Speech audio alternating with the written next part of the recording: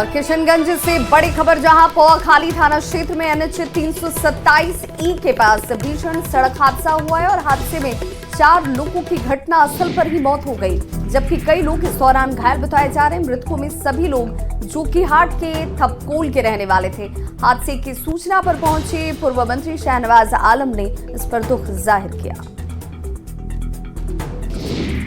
आगे की प्रक्रिया है कि अभी देखिए सीओ भी यहाँ पहुँच गई हैं और स्थिति सामान्य बनाई जा रही है। जो दुर्घटनाग्रस्त स्कॉर्पियो वाहन था उसको हम लोग हटा दिए हैं और ये जो बड़ी वाहन है उसको भी हम लोग हटा रहे हैं। अभी क्रेन मंगाया हुआ है। जो ये आवागमन था गाड़ियों का वो लोग हम लोग सामान्य कर रहे हैं। स्थिति सामान्य है, नज़र लगातार हम लोग रख रहे हैं और जो भी आगे प्रक्रिया होगी वो हम लोग औपचारिक प्रक्रिया की जा रही है। घटना घटी है, काफ़ी दुखद है और पीड़ित परिवार के साथ हम लोग हर तरफ से है, प्रशासन है, हम लोग हैं।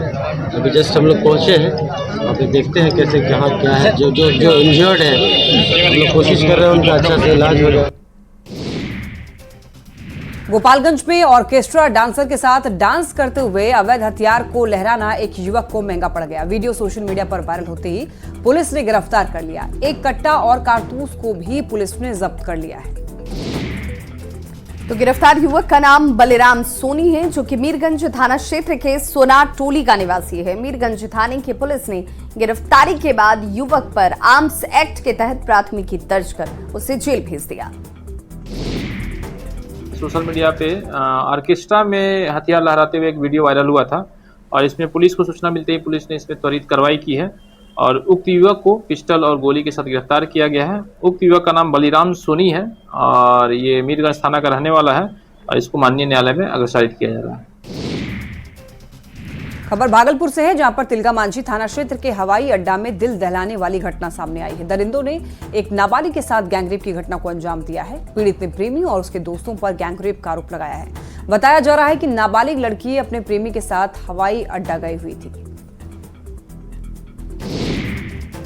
और इसी दौरान प्रेमी और उसके 3 दोस्तों ने गैंगरेप किया। सूचना मिलने के बाद परिवार वालों ने तिलका मांझी थाने में घटना की सूचना दी, जिसके बाद पुलिस नाबालिग का मेडिकल जांच करवाती है और इसे आधार बनाते हुए बयान को दर्ज किया गया। सूत्रों की माने तो एक युवक को पुलिस ने हिरासत में लिया है, वहीं अन्य आरोपियों की गिरफ्तारी के लिए छापेमारी जारी है। बाढ़ अनुमंडल के बागा टिल्हा गांव में दुकानदार की गोली मारकर हत्या के आरोप में 4 बदमाशों को पुलिस ने गिरफ्तार किया। किराना जनरल स्टोर दुकानदार कारू कुमार को बदमाशों ने कई गोली मारी, जिससे मौके पर अफरा तफरी मच गई और बदमाश हथियार लहराते हुए फरार हो गए। हत्या से नाराज ग्रामीणों ने जमकर हंगामा किया और अपराधियों की जल्द गिरफ्तारी की मांग की। एसटीपीओ की जानकारी के मुताबिक मृतक का पहले गोपालपुर गांव में कुछ लोगों के साथ विवाद हुआ था। पुलिस ने दुकान में लगे सीसीटीवी फुटेज के जरिए 4 लोगों को गिरफ्तार किया है। पटना पुलिस ने लूटकांड का खुलासा करते हुए लूट में शामिल 3 अपराधियों को गिरफ्तार कर लिया है। पिछले 28 जून को पटना के बाईपास थाना क्षेत्र में बाइक सवार अपराधियों ने 7 लाख की लूट की थी। एक व्यक्ति को गोली मार दी और लूट की वारदात को अंजाम देकर के फरार हो गए, जिसके बाद सिटी एसपी ने सबूतों के आधार पर इस पूरे मामले की जांच करते हुए कार्रवाई की और अपराधियों को गिरफ्तार कर लिया। उन्नाव हादसे के बाद परिवहन विभाग ने सख्ती बढ़ा दी है। बिहार में स्पेशल ड्राइव की शुरुआत की गई और स्पेशल ड्राइव के पहले ही दिन परिवहन विभाग ने करीब 250 बस से 48 लाख रुपए का जुर्माना वसूला, जिसमें 56 बसों के परमिट, फिटनेस, इंश्योरेंस और प्रदूषण की परिवहन विभाग ने जांच की। 5 मई को पटना पुलिस ने नीट पेपर लीक कांड के आरोपी को गिरफ्तार किया था, जिनसे सीबीआई की टीम आज दूसरे दिन भी पूछताछ कर रही है। तो सीबीआई की टीम आरोपियों से घटना की जानकारी देने के साथ ही ईओयू की पूछताछ का सत्यापन और क्रॉस इंटरोगेशन करने में जुटी हुई है। सीबीआई की 3 अलग-अलग टीमें इस पूरे मामले की जांच में लगी हैं। मोतिहारी से एक बड़ी खबर सामने आ रही है। रक्सौल बॉर्डर पर पटना डीआरआई टीम की कार्रवाई, करीब 2 किलो सोने के साथ में 4 लोगों को गिरफ्तार किया। यूपी नंबर का स्कॉर्पियो भी जब्त किया गया है। दुबई से सोना लाकर के नेपाल के रास्ते भारत में प्रवेश कर रहे थे। रक्सौल रेलवे ढाला के पास में डीआरआई की टीम ने कार्रवाई की। सोना सहित 4 तस्कर गिरफ्तार। गिरफ्तार तस्करों में महिला भी शामिल है। दुबई से नेपाल और रक्सौल बॉर्डर के रास्ते दिल्ली ले जाने की तैयारी थी। गढ़वा में सड़क निर्माण कार्य में लगी कंपनी के साइट पर फायरिंग का मामला सामने आया, जिसमें NH 75 पर सड़क के चौड़ीकरण का काम चल रहा था और तभी 3 अज्ञात आरोपियों ने अचानक से फायरिंग शुरू कर दी और जिसके बाद से कर्मचारियों में दहशत का माहौल है। फिलहाल पुलिस लेवी की मांग की आशंका को देखते हुए जांच में जुट गई है। गुमला में हाथियों का उत्पात जारी है। भरनो प्रखंड के अमलिया गांव में 17 हाथियों के झुंड के दस्तक से लोगों के बीच दहशत का माहौल है। हाथियों ने कई घरों को इस दौरान ध्वस्त भी कर दिया। हालांकि इस सब के बाद भी ग्रामीण हाथियों को देखने के लिए इकट्ठा हो जाते हैं, ये जानते हुए कि इससे उन्हें खतरा है, हाथी उन्हें नुकसान पहुंचा सकते हैं, लेकिन लोग अपनी हरकतों से बाज नहीं आ रहे, जिसको देखते हुए गुमला SDO राजीव कुमार ने असुरक्षित इलाकों में जाने पर पाबंदी लगाई है। हाथियों को भगाने के लिए वन विभाग की टीम अमलिया गांव पहुंच चुकी है। बिहार में सालों से तबादले का इंतजार कर रहे लाखों शिक्षकों का इंतजार अब खत्म हो चुका है। जी हां, शिक्षकों के तबादले को लेकर नीतीश सरकार ने एक नई नीति बना ली है और इसी के तहत 1 अगस्त से शिक्षकों से ऑनलाइन आवेदन लिए जाएंगे। इसके पहले मंगलवार को शिक्षा विभाग की नई कमेटी की बैठक भी होगी। शिक्षकों के ट्रांसफर पोस्टिंग पर 20 जुलाई तक फाइनल रिपोर्ट तैयार हो जाएगी और 27 जुलाई तक शिक्षा विभाग के CS S सिद्धार्थ को रिपोर्ट सौंप दी जाएगी, जिसके बाद 1 अगस्त से ई-शिक्षा कोष पर शिक्षकों से ट्रांसफर के लिए आवेदन लिए जाएंगे। सक्षमता परीक्षा पास 1,87,000 शिक्षकों को आवेदन देना होगा और इन सभी का नए सिरे से तबादला किया जाएगा।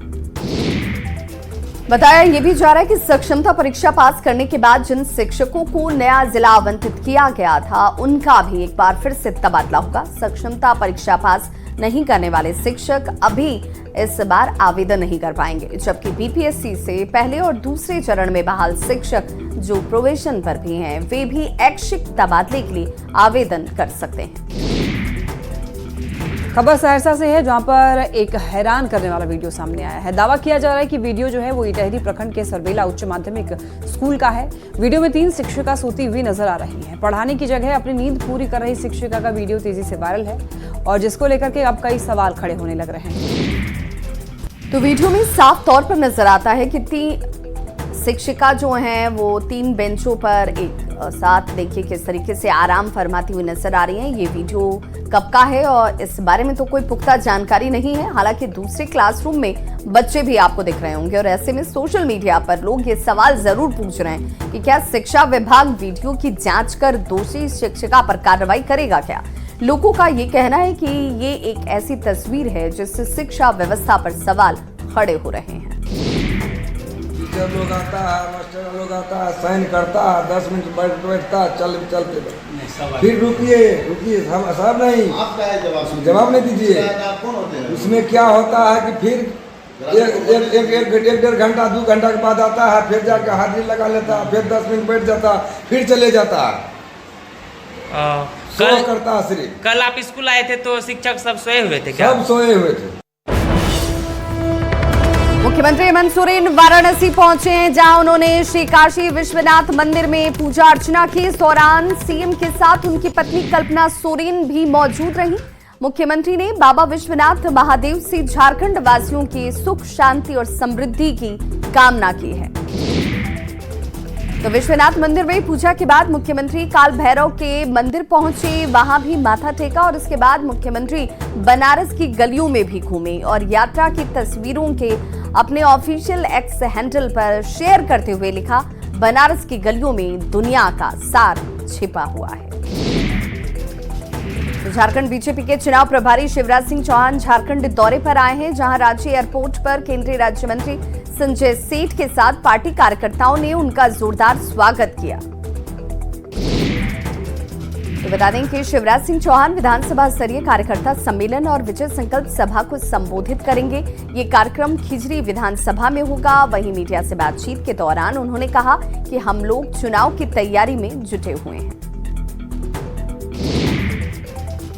तो गिरिडीह के नए परिषद भवन में केंद्रीय मंत्री अन्नपूर्णा देवी ने जिला स्तरीय पदाधिकारियों के साथ बैठक की और इस दौरान अन्नपूर्णा देवी ने जिले में शहर से लेकर ग्रामीण इलाकों तक पानी के लिए मचे हाहाकार पर चिंता जाहिर की।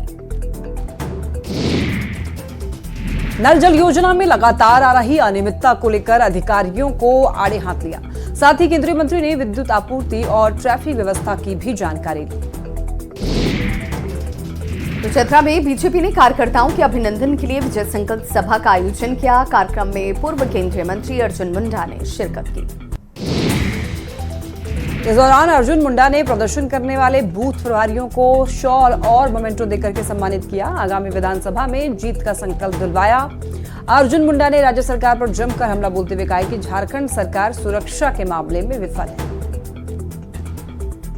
बिहार में बारिश को लेकर अलर्ट जारी किया गया है। 4 जिले में ये भारी बारिश का अलर्ट, और ये जिले हैं किशनगंज, अररिया, सुपौल, पश्चिम चंपारण, जहां पर भारी बारिश को लेकर अलर्ट जारी कर दिया गया है। 26 जिले में ठनका गिरने की आशंका है और ऐसे में एहतियात बरतना बहुत जरूरी। पटना में भी ठनका गिरने की आशंका जाहिर की गई है। तो आपको बताते चलें कि देखिए, मौसम विभाग ने सुपौल, अररिया, किशनगंज और पश्चिम चंपारण जिले में रविवार को भारी बारिश का अलर्ट जारी किया। अगले 2 दिन बिहार में बारिश में कमी आने की भी बात कही जा रही है। हालांकि फिलहाल 4 जिले में भारी बारिश की चेतावनी जारी की गई है। पटना समेत उत्तर और दक्षिण बिहार के कई जिलों में इस दौरान ठनका गिरने की आशंका है। इन जिलों में कहीं कहीं छिटपुट बारिश होने की भी संभावना है। राजधानी पटना में मौसम का उतार चढ़ाव लगातार जारी है। बिहार में मानसून एक बार फिर से कमजोर पड़ता दिख रहा है। मौसम विभाग ने ये संभावना जाहिर की है कि अगले 2 दिन तक पूरे बिहार में बारिश की गतिविधियों में कमी आ सकती है। गोपालगंज में गंडक नदी से आई बाढ़ ने किसानों की फसल को काफी नुकसान पहुंचाया है। धान और सब्जियों की फसल पहले ही बर्बाद हो चुकी है। अब गन्ने की फसल भी पानी में पूरी तरीके से डूब चुकी है। और ऐसी परिस्थिति में किसान देखिए फसलों के नुकसान के बाद चिंतित हैं। किसानों का कहना है कि पिछले साल सूखा होने की वजह से खेती को नुकसान पहुंचा। इस बार बाढ़ ने ही फसलों को नुकसान पहुंचा दिया है। खबर सुपौल से है। कोसी के जलस्तर में लगातार उतार चढ़ाव हो रहा है, जिसके चलते पूर्वी कोसी के तटबंध पर दबाव बढ़ गया है। हालांकि स्पर को किसी तरह से क्षति न हो, इसको लेकर विभाग की ओर से स्पर को सुरक्षित रखने के लिए लगातार बचाव कार्य किए जा रहे हैं। विभागीय अभियंता की मौजूदगी में स्पर पर लगातार ईसी बैग और नायलॉन क्रेटिंग का कार्य चल रहा है। तो लोगों ने बताया कि इस स्पर पर हर साल नदी का दबाव बना रहता है, जिसके चलते हर साल बाढ़ की अवधि में फ्लड फाइटिंग का कार्य किया जाता है। इस बार भी इसी तरह से स्पर के नोज पर खतरा बना हुआ है, लेकिन किसी तरह का नुकसान न हो, इसके लिए लगातार बचाव कार्य किए जा रहे हैं। भारत नेपाल सीमा पर स्थित गंडक बैराज के जलस्तर में गिरावट का सिलसिला जारी है। वाल्मीकिनगर गंडक बैराज से 1,72,000 क्यूसेक पानी का डिस्चार्ज हो रहा है। पानी की इस गिरावट से अभियंताओं और ग्रामीणों ने राहत की सांस ली। तो नेपाल के पहाड़ी इलाकों में लगातार हो रही बारिश से बिहार में नदियां उफान पर हैं। गोपालगंज में बाढ़ के हालात बन गए हैं। गंडक नदी के रौद्र रूप से निचले इलाके में बसे 43 गांव और टोले बाढ़ के पानी से घिर चुके हैं। आबादी वाले गांव में चारों तरफ बाढ़ का पानी फैल चुका है। सड़कों पर 3 से 4 फुट तक पानी बहने की वजह से जिला मुख्यालय का संपर्क टूट चुका है। तो वहीं गंडक नदी खतरे के निशान से 1 मीटर ऊपर बह रही है। राजवाही गंडक गांव में गंडक नदी से आई बाढ़ में फूसनुमा घर डूब रहा है। घरों से सामान निकाल करके लोग सड़क पर शरण लेने के लिए मजबूर हैं। रामनगर गांव में प्लस विद्यालय, मिडिल स्कूल और आंगनबाड़ी केंद्र का आधा हिस्सा बाढ़ के पानी में समा गया है। जान जोखिम में डालकर लोग सड़क पार करने के लिए मजबूर हैं, क्योंकि लोगों का आरोप है कि सरकार और प्रशासन की ओर से नाव का इंतजाम नहीं किया गया है। बिहार के मुजफ्फरपुर में भारी बारिश की वजह से देखिए बाढ़ जैसे हालात बन गए हैं। नदियों के जलस्तर बढ़ने की वजह से इलाके के कई गांव बाढ़ के पानी में डूबे हुए हैं और यही वजह है कि लोगों की परेशानी इस वक्त बढ़ी हुई है। इलाके के कई स्कूलों में भी पानी समा चुका है। और देखिए कुछ तस्वीर आप देखेंगे कि देखिए बच्चे कैसे पानी में घुस करके पढ़ने जाने के लिए मजबूर हैं। और देखिए बाढ़ पीड़ित अपना पेट भरने के लिए पानी में ऊंचा स्थान बनाकर खाना पीना बनाने के लिए भी मजबूर हैं। बाढ़ की समस्या से परेशान पीड़ित प्रशासन से अब मदद की गुहार लगा रहे हैं। और ये हालात क्यों बने हुए हैं? तो नेपाल में लगातार हो रही बारिश की वजह से गंडक नदी का जलस्तर लगातार बढ़ रहा है। वाल्मीकिनगर गंडक बैराज से 3.5 लाख क्यूसेक पानी का डिस्चार्ज किया गया है। गोपालगंज के करीब 43 गांव और टोलों में बाढ़ का पानी फैल चुका है। सड़कों पर 3 से 4 फुट तक पानी बह रहा है। बाढ़ पीड़ित नाव के सहारे आ जा रहे हैं। ग्रामीण प्रशासन और सरकार से नाव की मांग कर रहे हैं। वहीं बगहा में गंडक नदी अपना रौद्र रूप दिखा रही है। गंडक नदी के पानी ने दियारा के इलाकों में बर्बादी की कई कहानियां लिख दी हैं। ये तस्वीर है नैनाहा गांव की, जहां पानी के तेज बहाव में सड़क पानी में पूरी तरह से देखिए बह चुका है। तस्वीरें आपके सामने हैं और इन तस्वीरों को देखकर आप अंदाजा लगा सकते हैं कि हालात कितने खराब हैं। सड़क पानी में बहने के बाद लोगों का आना जाना अब ठप हो गया है। कहीं 5 फीट तो कहीं 20 फीट तक सड़क जो है वो टूट चुकी है। वहीं भितहा प्रखंड के सेमरवारी पंचायत में करहैया बसौली मुख्य मार्ग भी पानी के तेज बहाव में टूट गया है और ये सड़क नैनाहा ढाला से पंचायत के वार्ड नंबर 2 और 3 को जोड़ती है। तो खगड़िया में कोसी नदी उफान पर है। कोसी का पानी निचले इलाके में तेजी से फैलता जा रहा है और निचले इलाके में पानी के घुसने से लोगों की परेशानी बढ़ गई है। अलौली प्रखंड के पाठक टोला के पास सड़क पर पानी आने के बाद लोगों को भारी परेशानी उठानी पड़ रही है। देखिए, कोई बाइक को किसी तरीके से पार करा रहा है तो कोई पैदल ही सड़क पार करने की कोशिश कर रहा है। सड़क पर पानी आ जाने के बाद नावों का परिचालन भी अब शुरू हो गया है। तो अरवल में भारी बारिश के बाद अरवल शहर पानी पानी हो गया। 2 घंटे की झमाझम बारिश के बाद शहर के कई इलाकों में पानी समा गया। बारिश के बाद स्कूली बच्चों के चेहरे देखिए, हालांकि खिल जाते हैं। स्कूल के बच्चे पानी में ही यहाँ देखिए किस तरीके से मस्ती करते हुए नजर आ रहे हैं।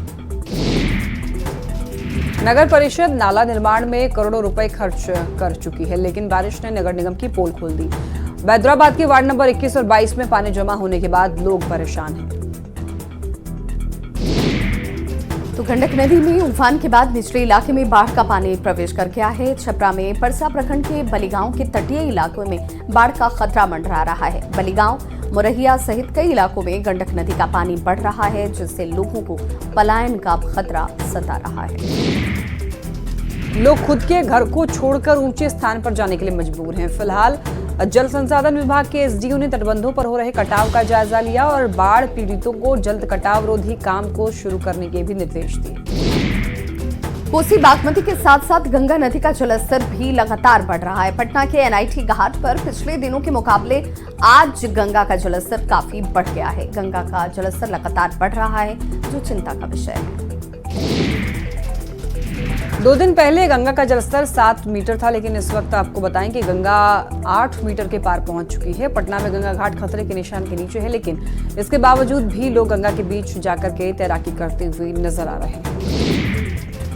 अगली खबर पटना से ही, जहां के पालीगंज में पानी को लेकर किसानों ने सड़क को जाम कर दिया। किसानों को खेतों की सिंचाई में समस्या उठानी पड़ रही है। किसानों का ये आरोप है कि प्रशासनिक महकमा सिंचाई व्यवस्था दुरुस्त करने को लेकर गंभीर नहीं दिखता। पानी के अभाव में किसान धान की बुआई नहीं कर पा रहे।